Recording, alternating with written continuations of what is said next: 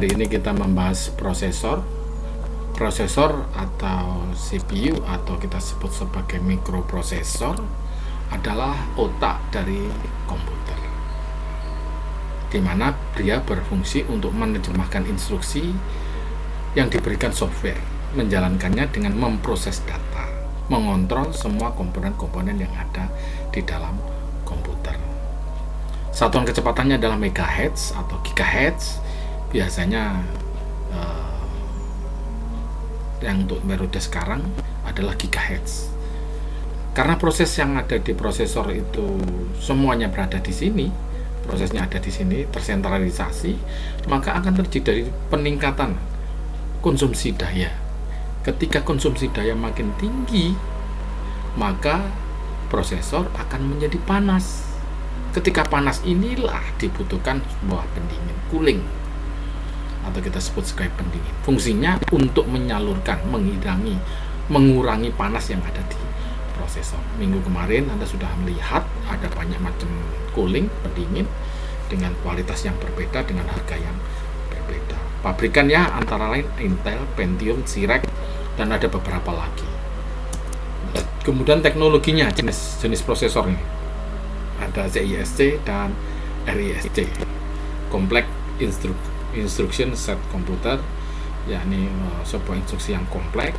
Kemudian RISC adalah prosesor yang didasarkan atas rangkaian yang sederhana, yang pokok-pokok, murah, dan konsumsi daya yang lebih tinggi. Dua ini saling bersaing sampai sekarang. Bahkan untuk penerapan ke depan, ini kelihatannya HP ya, contohnya di HP, semakin powernya semakin tinggi, maka dayanya akan cepat habis. Maka teknologi mana yang paling cocok ini bisa kita lihat di sini, dan Anda bisa lihat di lapangan mana yang paling bagus.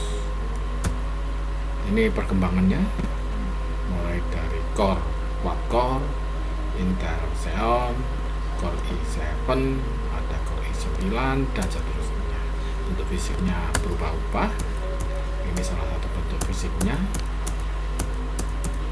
Kemudian ini Celeron, ini Intel Pentium, Intel Core juga sama, bentuknya kurang lebih sama. Intel untuk server ya kurang lebih sama karena sama-sama berbeda dari Intel.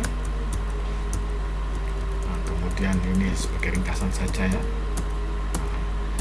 Nah, kemudian ada beberapa langkah ya. Ini kita lompati saja. Troubleshooting, seperti yang di depan saya kemukakan bahwa semua proses ada di prosesor, maka terjadi proses pemanasan yang tinggi. Ketika overhead, maka akan terjadi kerusakan. Trouble-nya seperti apa?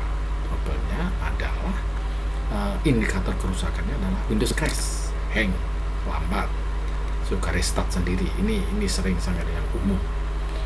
Tengah-tengah jalan restart, ini biasanya prosesor. Solusinya seperti itu, pastikan motherboard cocok dengan prosesornya. Yang kedua, pastikan prosesor dan heatsink terpasang dengan benar. Pastikan heatsink atau kipas yang ada di atas prosesor itu berputar dengan baik, dengan kecepatan tinggi dan tidak lambat. Jika lambat, sebaiknya segera dibersihkan, gunakan cooling fan. Kemudian pastikan aliran udara pada casing, jadi segala yang menutupi dihilangkan.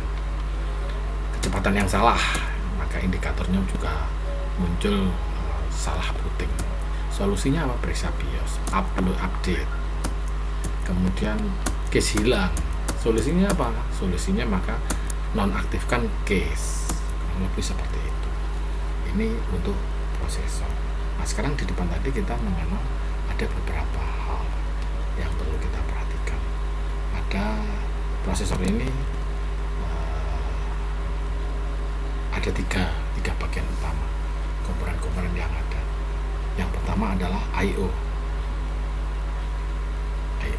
control unit, dan ALU seperti tergambarkan seperti di gambar ini.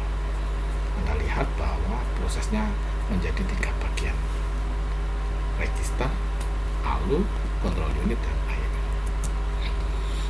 Di samping itu ada dukungan terhadap register.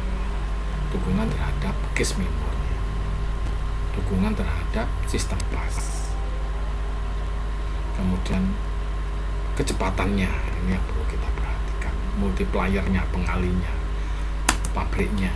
Nah, sekarang ada beberapa hal yang perlu kita perhatikan di sini. Ada overclock, yakni proses untuk meningkatkan kecepatan daripada sebuah prosesor, disebut sebagai overclock.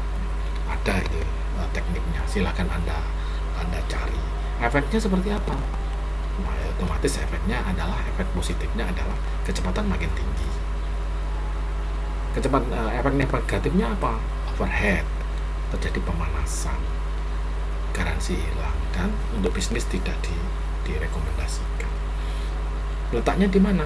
Caranya berubah di setting BIOS. Kemudian ada istilah lagi, throttling, yakni proses pengamanan.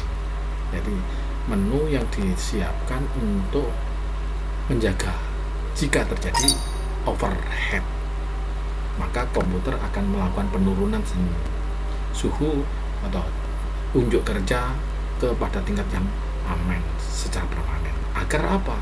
Agar tidak terjadi kerusakan. Kalau toh terjadi pemanasan makin tinggi, maka komputer akan shutdown. Nah, maka ini bisa kita lihat, ketika Anda throttling, pemanasan, maka dia akan shutdown sendiri. Bisa jadi karena overhead, pemanasan yang lebih.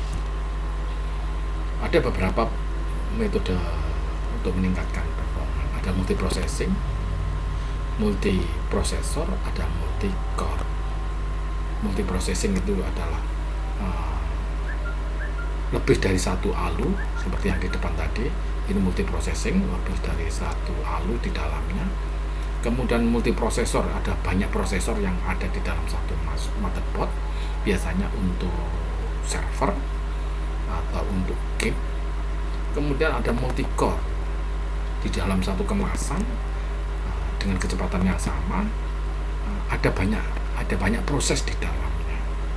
Ada dual core, triple core, quad core, octa core. Gambarannya seperti apa? Gambarannya seperti ini. Ini gambaran untuk multi-core, di mana di dalamnya ada core 1, core 2, core 3, masing-masing di dalamnya ada cache-nya, cache 1, cache 2. Ada proses di dalamnya, ada pemrosesan sendiri-sendiri secara terpisah. Ini gambarannya seperti ini untuk quad core. Kurang lebih seperti itu penjelasan yang saya berikan tentang multiprosesor. Silakan Anda berimprovisasi dengan multi-core ataupun multiprosesor.